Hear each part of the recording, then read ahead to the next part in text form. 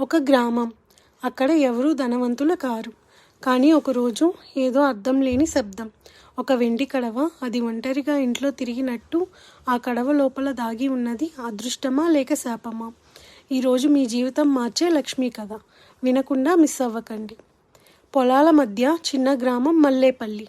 తెల్లవారగానే ఆ గ్రామం మీద వెలిగే పొగమంచు, పాటలు పాడుకునే గాలులు. కానీ ఒక ప్రత్యేకత. ఆ గ్రామంలో ఏ ఇంట్లోనూ సంపద ఎక్కువగా ఉండేది కాదు. కష్టపడి పనిచేసే వాళ్ళే. కానీ ధనం మాత్రం అందరికీ దూరంగానే ఉండేది. ఆ గ్రామంలో సరోజమ్మ అనే వధువు తన భర్త రామయ్యతో కలిసి చిన్న పాకలో ఉండేది. ప్రేమ, శాంతి. కానీ ఒక చిన్న బాధ. ఏదో రోజు ధనం కలిసొస్తే బాగుండు దేవుడా అని రోజు దేవిని ప్రార్థించేది. ఒక రోజంతా పనులు చేసి సరోజమ్మ అలసిపోయి నిద్రపోతుండగా అర్ధరాత్రి టింగ్ టింగ్ టింగ్ ఇంట్లో ఏదో వెండి వస్తువు పలికినట్టే శబ్దం.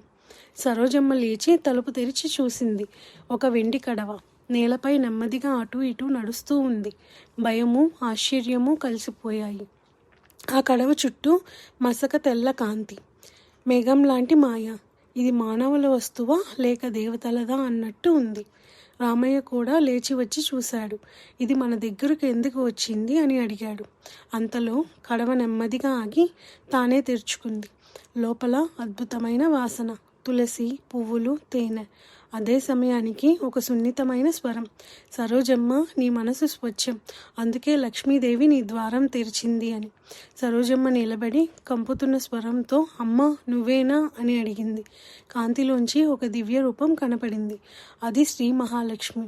పాదాల కింద కమలం లాంటి వెలుగు, చుట్టూ బంగారు పరిమళం. చూసిన వారికి హృదయం ప్రశాంతంగా అయ్యే దివ్యకాంతి. లక్ష్మీదేవి చిరునవ్వుతో చెప్పింది, సరోజమ్మ, నీ కష్టాలు నాకు తెలుసు. నీ ఇంటికి ధనం రావాలి. అందుకే ఈ వెండి కడవను నేనే పంపాను అని. సరోజమ్మ చేతులు జోడించి ఆనందంతో ఏడ్చింది. అమ్మా, మా ఇంటికి సంపద రాక అని. లక్ష్మీదేవి తల ఊపింది. రాదు, కానీ ఒక షరతు మీద. సరోజమ్మ ఒక క్షణం ఆశ్చర్యంతో, ఏంటమ్మా ఆ షరతు అని అడిగింది. లక్ష్మీదేవి నెమ్మదిగా చెప్పింది, ఈ కడవ ప్రతిరోజు ఒక శుభకార్యం చేసినప్పుడు మాత్రమే ధనం ఇస్తుంది అని. రామయ్య అడిగాడు, అమ్మా శుభకార్యం అంటే అని. దేవి చిరునవ్వుతో, నిన్ను నువ్వు మంచివాడిగా మార్చుకోవడం, ఎవరికైనా సహాయం చేయడం, దెబ్బకు ఓపికగా స్పందించడం, అవసరానికి మించిన ధనం ఆశించకపోవడం, పేదవాళ్ళకి ఆహారం ఇవ్వడం అని. ప్రతి శుభకార్యానికి ఈ కడవ ఒక చిన్న కానుక ఇస్తుంది. కానీ నీలో స్వార్థం పెరిగితే ఈ కడవ మాయమైపోతుంది అని. సరోజమ్మ, రామయ్య దేవి వాక్యాల ప్రకారం ప్రతిరోజు మంచి పనులు మొదలుపెట్టారు. పేద పిల్లలకు బట్టలు ఇచ్చిన రోజు. ఆ రాత్రి కడవలో కనిపించింది ఒక చిన్న బంగారు నాణెం. వృద్ధ మహిళకు భోజనం పెట్టిన రోజు. కడవ ఇచ్చింది ఒక వెండి నూలు గొలుసు. తగాదా వచ్చినప్పుడు ఓపికతో స్పందించిన రోజు. కడవ ఇచ్చింది ఒక చిన్న కమలం పూలదండ. ప్రతిరోజు ఒక చిన్న అద్భుతం. గ్రామం ఆశ్చర్యపోయింది. ఈ ఇంట్లో ఏ మాయ జరుగుతుంది అని అందరూ చూసేవారు. కానీ సరోజమ్మ ఎప్పుడూ అసూయ, అహంకారం పెంచుకోలేదు.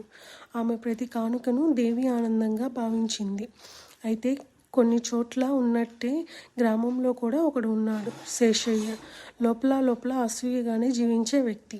అతను సరోజమ్మ ఇంట్లోని మార్పులను చూశాడు. ఎక్కడి నుంచి ఈ సంపద, ఏ మంత్రాలు చేస్తున్నారు అని అనుమానపడసాగాడు. ఒక రాత్రి సరోజమ్మ ఇంటి దగ్గర దాక్కొని కడవ మాయను చూశాడు. ఓ, ఇది మాయా కడవేనా?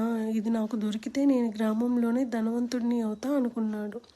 అతను దొంగతనానికి ప్లాన్ చేశాడు. అర్ధరాత్రి శేషయ్య ఇంట్లోకి చొరబడ్డాడు. కడవను తాకంగానే ఒక పెద్ద వెలుగు. కడవ గాల్లో ఎగిరింది. తర్వాత మాయమైంది. శేషయ్య కేక వేశాడు, అరే ఇది ఎక్కడికి పోయింది? అప్పుడే వెలుగులో ఒక స్వరం, శుభకార్యాల కోసం వచ్చిన కడవ స్వార్థం కోసం దొంగతనం చేయడానికి కాదు అని. శేషయ్య నేలపై పడ్డాడు. భయంతో వణికిపోయాడు. తరువాతి రోజు ఉదయం కడవ మళ్ళీ సరోజమ్మ ఇంట్లో ప్రత్యక్షమైంది. కానీ ఈసారి దానిపై ఒక చిన్న రేఖ కనిపించింది. కడవను తప్పుగా వాడాలనే ప్రయత్నం జరిగిన గుర్తుగా. సరోజమ్మ భయపడింది. అమ్మా, ఇది చెడు సంకేతమా అని. అప్పుడే ఒక మృదువైన కాంతి.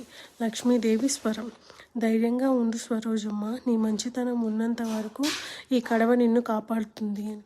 కానీ చుట్టూ లోబులు పెరిగితే దేవి రక్షణ తగ్గుతుంది. సరోజమ్మ కడవను హత్తుకుని కూర్చుంది. అమ్మా, నేను ఈ ఊరిని కూడా మంచిగా మార్చాలనుకుంటున్నాను అని. దేవి చిరునవ్వుతో, నువ్వు ప్రయత్నిస్తే ఆ మార్పు మొదలవుతుంది అని. కాంతి మాయమైంది. కానీ శేషయ్య మాటలు మాత్రం ఇంకా సరోజమ్మ చెవిలో మోగుతున్నాయి. ఈ కడవని నేను తప్పకుండా దోచుకుంటా అని. కడవ మాత్రం ప్రశాంతంగా నిశ్శబ్దంగా ఉంది. కానీ దాని లోపల ఏదో మంట, ఏదో సూచన, ఏదో ప్రమాదం. శేషయ్య మళ్ళీ వస్తాడు. కానీ ఈసారి కడవను కాదు, లక్ష్మీదేవిని పరీక్షించాలనుకుంటున్నాడు. దేవి కోపం ఎలా ఉండబోతుందో తెలుసుకోవాలా? ఎపిసోడ్ 2 కోసం వేచి ఉండండి. మన హృదయం మంచిగా ఉంటే దేవతలు కూడా మన ఇంటికి వచ్చేలా మార్గం తయారవుతుంది. మన హృదయం మంచిగా ఉంటే దేవతలు కూడా మన ఇంటికి వచ్చేలా మార్గం తయారవుతుంది. ఈ కథ నచ్చితే లైక్ చేయండి. చిన్నారుల కోసం ప్రతిరోజు ఇలాంటి అద్భుత కథలు వస్తాయి. చిన్నారి చందమామ కథల్ని ఫాలో అవ్వడం మర్చిపోవద్దు.